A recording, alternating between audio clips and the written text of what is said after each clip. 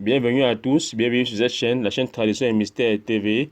C'est une chaîne qui raconte nos histoires quotidiennes en Afrique, nos histoires, des histoires de sorciers et de sorcières, des histoires qui peuvent sauver des vies, des histoires de notre quotidien. Si vous avez une histoire à raconter, une histoire que vous jugez qui peut sauver des vies, je vous invite à partager cette histoire avec nous sur notre numéro WhatsApp qui s'affiche à l'écran.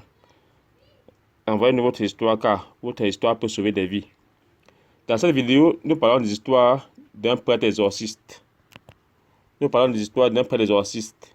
Une fois affecté dans un village à Yaoundé au Cameroun, il a vu l'état des lieux, car les sorciers avaient pris possession du village.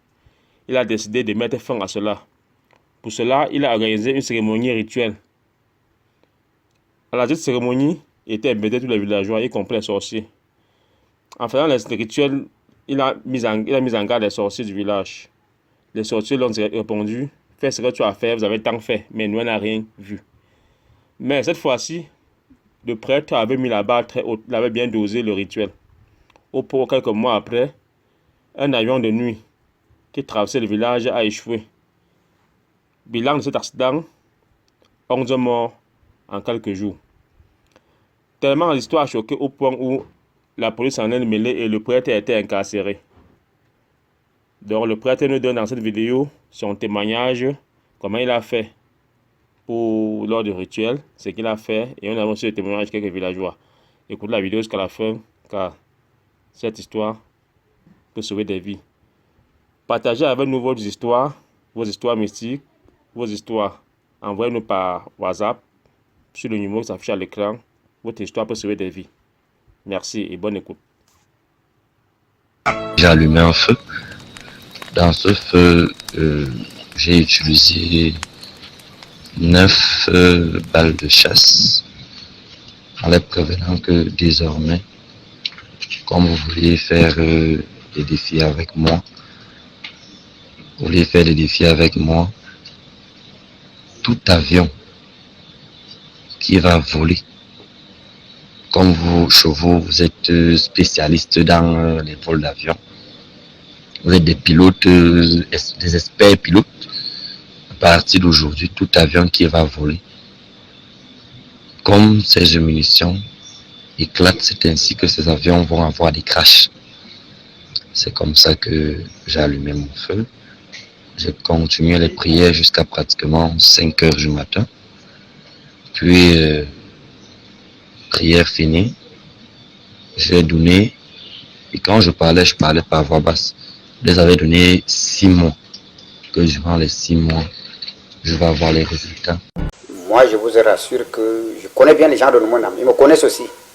Ici, le fils de Kulunganga, ils sont de Nyong, ça c'est l'océan.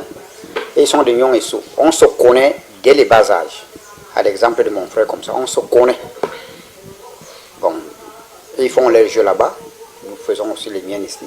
Mais je ne veux pas dire qu'ils sont sains. Mais je sais ce qui les arrive.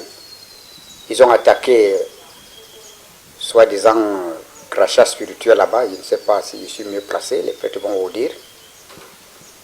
Et les malades sont venus.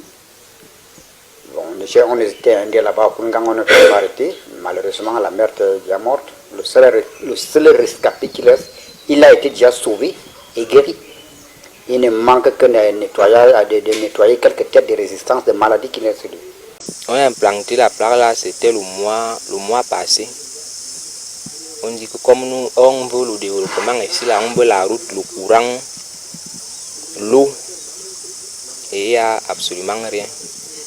Mais quand il a mis la croix là, c'est à ce moment que le courant est aussi venu ici là. Ça ne va pas. Les gens meurent. Quand je pars à la brigade, on me dit que est-ce qu'il n'y a pas, on n'a pas planté la croix là-bas, que c'est lui qui passe en haut, on va le prendre. Est-ce que vous n'avez pas le problème de courant là-bas? Je dis qu'il y a tout ça. Mais je ne connais pas ça. Mais moi, j'ai peur de ce que j'ai vu.